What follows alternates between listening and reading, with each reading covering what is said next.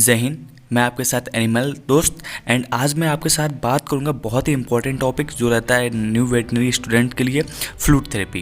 Clinic पे आप बहुत ज़्यादा कंफ्यूज रहते होंगे कि फ्लूइड का अमाउंट कैसे कैलकुलेट करें, डिहाइड्रेशन कैसे चेक करेंगे, आप कितना डिहाइड्रेशन है, इन किस रेट से फ्लूइड एडमिनिस्ट्रेट करना है एंड सिलेक्शन कैसे करेंगे फ्लूइड का, ठीक है, एंड रूट क्या रहेगा। इन सब टॉपिक के बारे में केवल एक सिंगल वीडियो में मैं कोशिश करूँगा कवर करने की, ठीक है। तो वीडियो बहुत ज़्यादा इंपॉर्टेंट है, कॉपी और पेन लेके बैठिए आप, ठीक है, और नोट करते जाइए।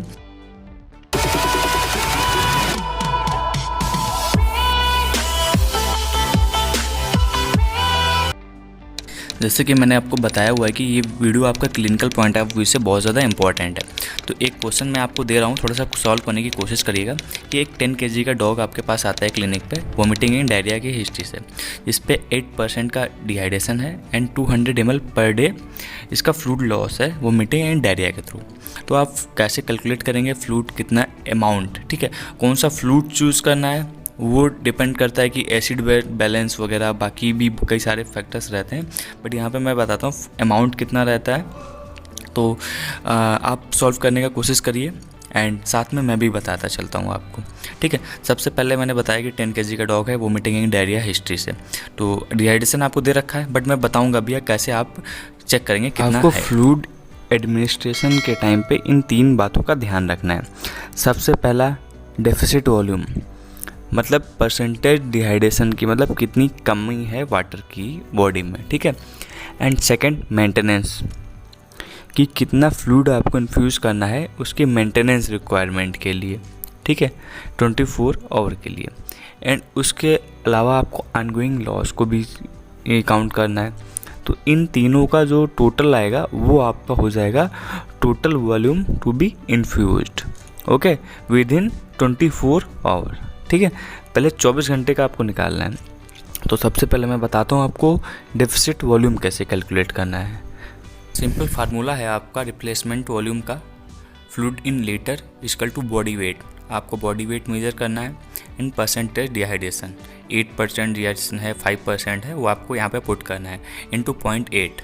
ये स्मॉल एनिमल में मीन्स की पपी में वैल्यू ये 0.8 एंड लार्ज एनिमल में 0.6 तक वैल्यू हो सकती है जैसा वेट रहेगा। अगर ओबेस एनिमल है तो 0.6 0.7 तक आप जाएंगे एंड न्यू बॉर्न है तो आप 0.8 या 1 भी यहाँ पे पुट कर सकते हैं। अब मैं बताता हूँ वैल्यू आपको पुट कैसे करनी है। जो आपने पुट किया है परसेंटेज डिहाइड्रेशन, उसमें जो है परसेंटेज डिहाइड्रेशन आपको पुट करना है। इसे 7% डिहाइड्रेशन है, 8% है तो 8 + 8 अपॉन 100, ठीक है, अपन इंटू बॉडी वेट इंटू 0.8। तो आपका टोटल ये लीटर में आ जाएगा। लीटर में आ गया जैसे आपने देखा, जो मैं करके दिखा रहा हूँ, जैसा कि आपको दिया था कि बॉडी वेट है 10 kg and 8/100 equal to 0.8 litre और 800 ml। तो आपको क्लियर हो गया कि बॉडी वेट आपको कैसे कैलकुलेट करना है, मतलब रिप्लेसमेंट वॉल्यूम। तो सबसे पहले जैसा मैंने बताया था बॉडी वेट आपके डॉग का था 10 kg एंड डिहाइड्रेशन आपने चेक किया 8%। अब मैं बताता हूँ आपको डिहाइड्रेशन कैसे मेजर करना है, कि कैलकुलेट करना है कि कितना परसेंटेज डिहाइड्रेशन है। हाँ, बट उससे पहले एक बात और, कि इस फार्मूले में थोड़ा सा चेंज करके आप कंफ्यूज हो जाते हैं। ये फार्मूला आपको मिलता है percentage dehydration into body weight into 10। अब वो 10 कहाँ से आता है वो मैं आपको बताता हूँ। जैसा कि ऊपर दिया हुआ है फ्लूइड रिक्वायर्ड इन EML, वो हो जाएगा बॉडी वेट इंटू डिहाइड्रेशन। जो परसेंटेज था वो डाउन आ जाएगा, हो जाएगा अपॉन 100 इंटू 1000, ये हो गया इक्वल टू EML, ठीक है। तो अब ये आपका 100 एंड 1000 कैंसिल हो जाएगा, बचेगा 10 ऊपर, जो नीचे आ गया 10, ठीक है। इजी है, कोई प्रॉब्लम नहीं है, बट आपको सिंपल एक फार्मूला याद रखना है लीटर का, ठीक है। Fluid in litre equal to body weight into percentage dehydration, ठीक है। आप सिंपल एक पॉइंट ये भी याद रख सकते हैं कि 10 kg का डॉग है और उसको 8% डिहाइड्रेशन है, तो 800 ml उसका जो होगा रिप्लेसमेंट वॉल्यूम होगा, ठीक है। सिंपल सा फार्मूला है, थोड़ा सा ट्रिकी है बट याद रखना पड़ेगा आपको, ठीक है। तो अब हो गया ये रिप्लेसमेंट वॉल्यूम के बारे में। अब बात बताता हूँ आपको कि डिहाइड्रेशन कैसे आप चेक करेंगे, कैसे पता करेंगे कितना परसेंटेज डिहाइड्रेशन है, ठीक है। Assessment of degree of dehydration, तो आपको कैसे पता करेंगे कि कितना परसेंटेज डिहाइड्रेशन है। तो आपके पास मेनली 3 मेथड हैं। सबसे पहला आप हिस्ट्री से पता कर सकते हैं, clinical sign and laboratory findings, ठीक है। तो सबसे पहला मैं बता दूं, आपका अगर पेशेंट में लेस देन 5% डिहाइड्रेशन है तो आप क्लिनिकल साइन कोई नहीं होंगे, ना ही लेबोरेटरी मेथड से आप आइडेंटिफाई कर पाएंगे।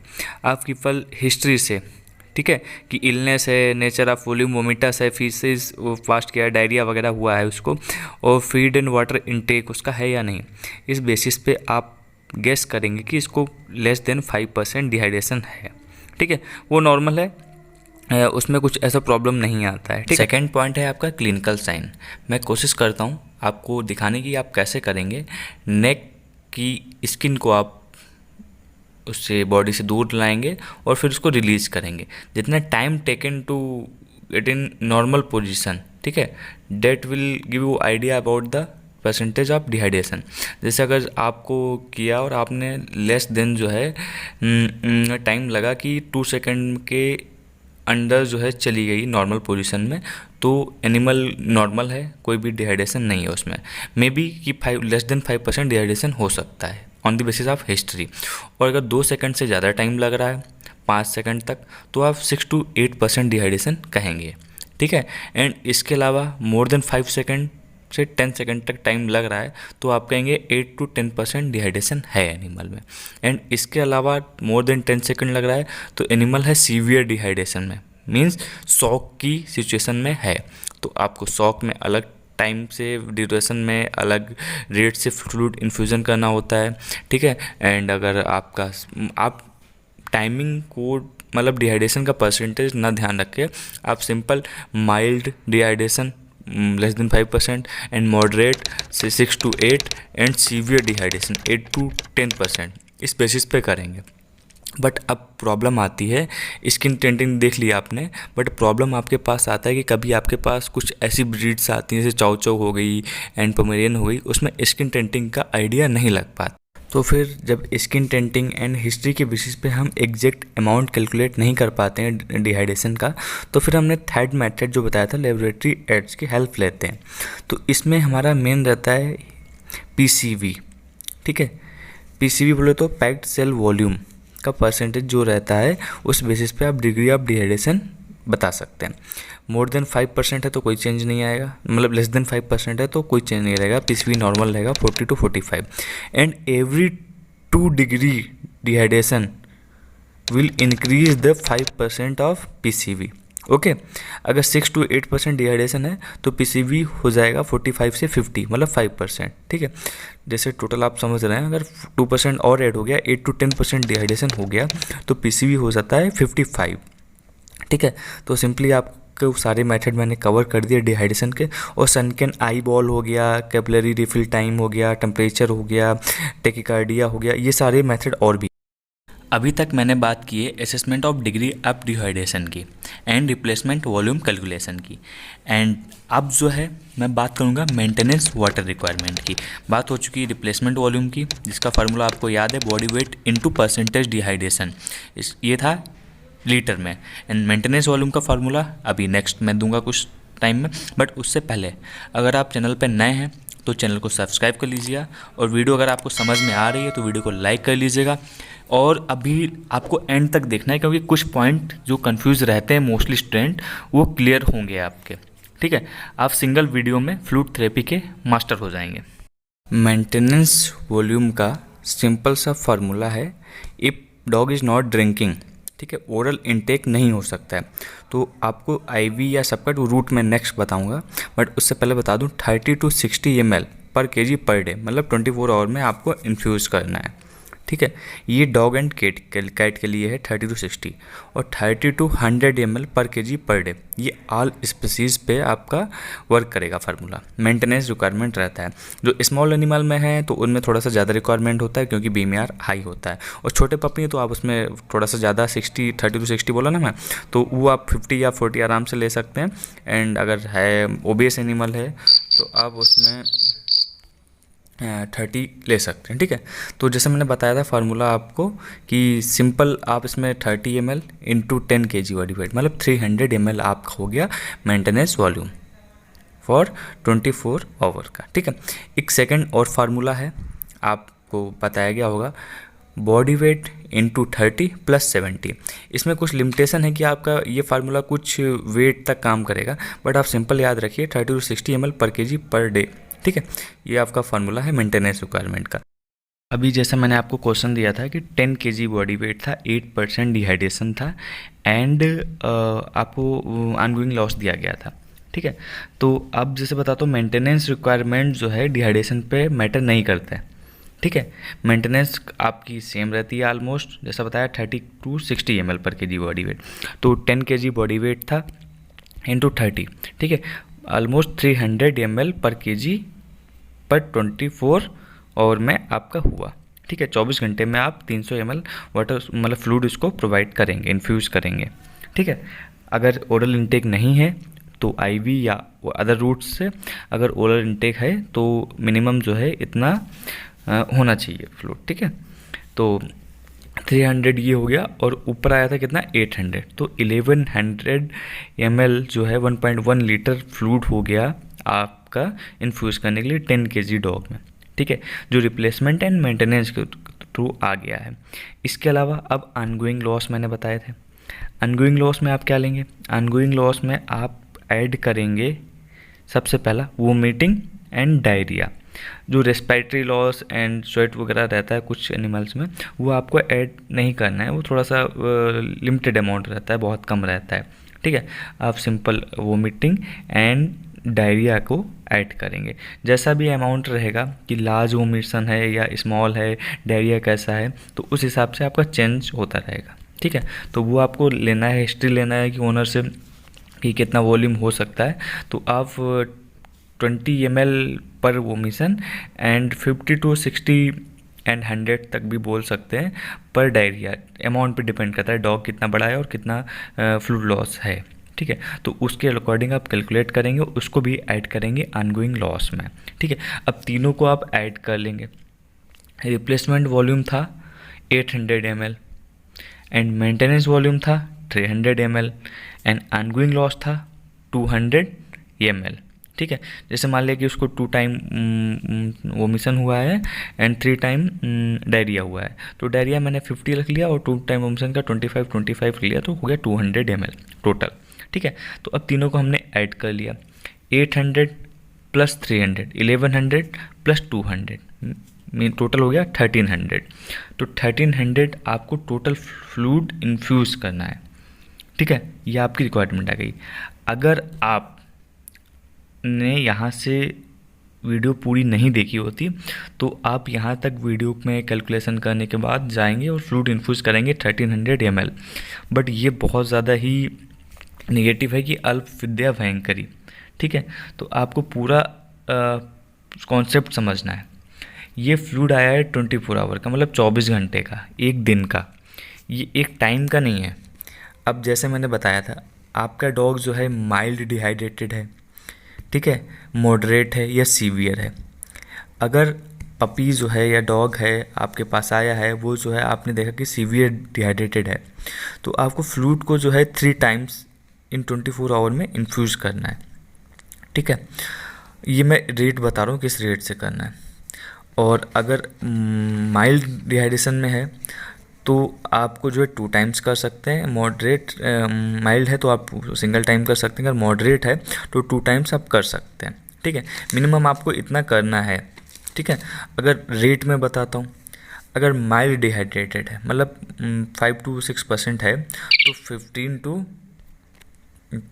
30 ml पर केजी पर ओवर, मतलब 1 घंटे में अगर 10 kg का डॉग है तो आप जो है 300 ml पहले 1 घंटे में केवल इन्फ्यूज़ कर सकते हैं। ठीक है, तो जैसे भी जो है आपने बताया कि आपका डॉग 10 kg का है तो आपको पहले घंटे में 300 ml मैक्सिमम। ठीक है, अगर माइल्ड डिहाइड्रेशन है। अगर मॉडरेट डिहाइड्रेशन है तो आपको 50 ml पर केजी पर आवर में इन्फ्यूज़ कर सकते हैं, मीन्स 500 ml। ठीक है, तो आप इस कॉन्सेप्ट को थोड़ा सा अवॉइड करिए जो मैंने बताया।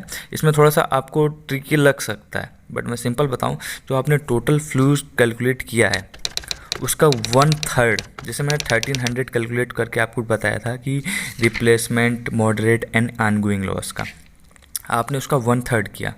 1/3 कितना हुआ 13 का 400, ठीक है।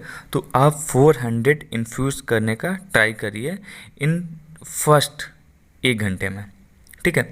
1 घंटा नहीं होता बट 6 घंटे का होता है, बट आप 1 घंटे के पास टाइम रहता है। हमारे पेशेंट ऐसे रहते हैं कि हम उसमें इतना टाइम अगर आप कर सकते हैं तो बेटर, बहुत अच्छा है कि उसको जो है लगातार फ्लूइड स्लो में चलने दीजिए, ठीक है, अगर हो सके तो।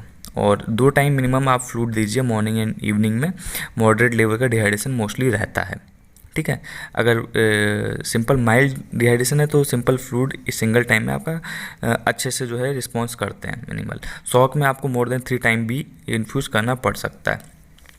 तो रेट ये बहुत ज़्यादा इंपॉर्टेंट रहता है कि यहाँ पे मैंने देखा कि न्यू स्टूडेंट जो होते हैं, veterinary students, total dose calculate करते हैं और कोशिश करते हैं कि उसको एक टाइम में ही पूरा जो है, क्योंकि ओनर थोड़ा सा दूर से आते हैं तो फिर प्रॉब्लम करते हैं। तो फिर आप ये मत करिए कि सारा अमाउंट उसको, क्योंकि ओवर हाइड्रेशन भी होता है, कई टाइम नर्वस साइन भी आते हैं और भी कई सारा कार्डियोजेनिक टेकिकार्डिया वगैरह रहता है, तो ये प्रॉब्लम आ सकती हैं। तो वो अवॉइड करने के लिए आपको ओवर हाइड्रेशन नहीं करना है, ठीक है। तो मैंने बता दिया रेट क्या रहना है, ठीक है, इन्फ्यूज़न का, एंड कैलकुलेशन करनी कैसे करनी है अमाउंट की आपको। इसके अलावा मैं बताऊंगा आपको रूट कौन सा चूज़ करना है, ठीक है। तो रेट में थोड़ा सा प्रॉब्लम बहुत ज़्यादा रहता है स्टूडेंट्स को, ठीक है, रेट में प्रॉब्लम रहता है। और मतलब कि टाइमिंग कैसे सेट करनी है हमें। और रूट में जैसे प्रॉब्लम रहता है कि सबकट देना है, आईवी देना है, इंट्राओसियस भी सुना होता है कुछ बच्चों ने, ओरल देना है। तो ये मैं चीज़ें क्लियर करता हूँ अभी। सबसे पहला आईवी रूट जो है आपका बेस्ट है, बट आईवी आपका जैसे डॉग में आप सेफेलिक वेन, सिफेनस वेन हो गया, लार्ज एनिमल में tail vein, ear vein and jugular vein आप यूज़ कर सकते हैं, ठीक है। तो एनिमल टू एनिमल वेरी करेगा ये।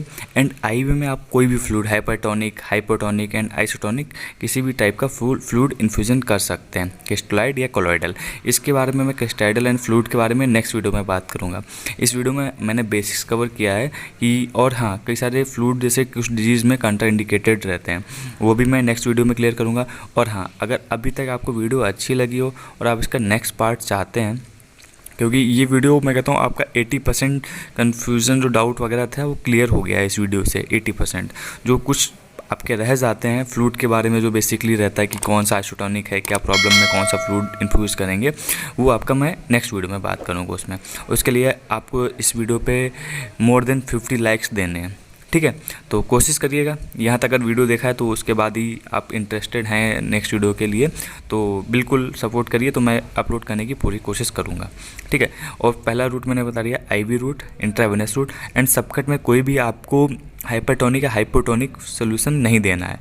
जैसे डीएनएस आप नहीं दे सकते हैं सबकट, ईएनएस एंड आरएल दे सकते हैं क्योंकि ये आइसोटोनिक सोल्यूशन है, ठीक है। तो कभी कभी देखते हैं मतलब डेक्सट्रो सोल्यूशन भी सबकट देते हैं, वो प्रॉब्लम कॉज करते हैं, तो वो आपको सबकट नहीं देना है। केवल आरएल या एनएस जो आइसोटोनिक सोल्यूशन है वो आप सबकट इन्फ्यूज़ कर सकते हैं। कभी कभी ऐसा होता है कि बहुत ज़्यादा डिहाइड्रेटेड एनिमल रहता है, हमको वेंस नहीं मिलती हैं, तो आप सबकट दे सकते हैं फ्लूइड आरएल या एनएस। उसके बाद में जब थोड़ा सा हाइड्रेशन हो जाता है तो फिर आप आईवी लाइन सेट कर सकते हैं। एंड अगर ओरल है तो ओरल तो बेस्ट ऑप्शन है। एंड कुछ एनिमल्स जैसे बर्ड्स में जो होता है कि रूट्स नहीं मिलता है तो आप पर क्लो का, ठीक है, दे सकते हैं। एंड ये बेस्ट रूट हैं, ठीक है। अब हम बात करते हैं, इतना ही करता हूँ इस वीडियो में, ठीक है। और बाकी जैसे पॉइंट हैं मैंने इस वीडियो में क्या क्या बात किया, थोड़ा समरी में बता देता हूँ। सबसे पहले मैंने बताया कि आपको फ्लूइड की कैलकुलेशन कैसे करनी है। फ्लूइड की कैलकुलेशन में मैंने बताया रिप्लेसमेंट वॉल्यूम के बारे में, मेंटेनेंस वॉल्यूम के बारे में एंड ऑनगोइंग लॉस के बारे में। मैंने कुछ टॉपिक मिस किए हैं इसमें से, जैसे कि इंटरसेलुलर फ्लूइड कौन सा रहता है एंड एक्स्ट्रा सेलुलर फ्लूइड कितना कंपार्टमेंट रहता है, एंड फ्लूइड किस किस टाइम में आपको इन्फ्यूज़ करना होता है, ठीक है। ये सब मैं अगली वीडियो में कोशिश करूँगा अगर आप करेंगे थोड़ा सा। एंड सेकेंड पॉइंट मैंने कवर किया था असेसमेंट ऑफ डिहाइड्रेशन, ठीक है। एंड थर्ड पॉइंट बताया था मैंने रेट ऑफ इन्फ्यूज़न, ठीक है, कि कैसे मतलब कितने टाइम में कौन सा फ्लूइड आप इन्फ्यूज़ करेंगे। एंड लास्ट पॉइंट था रूट ऑफ इन्फ्यूज़न, किन रूट से करेंगे। तो इस वीडियो में इतना ही, मिलते हैं नेक्स्ट वीडियो में, तब तक के लिए जय हिंद जय भारत।